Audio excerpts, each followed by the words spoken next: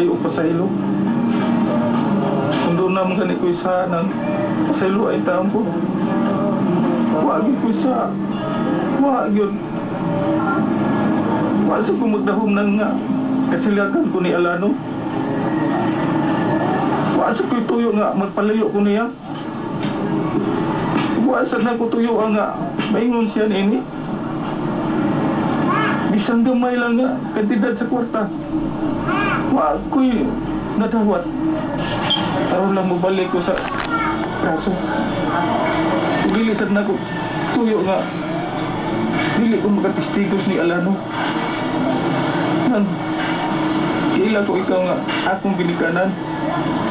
Kung si Alano usab, dila usab na ko nga akong igsuon.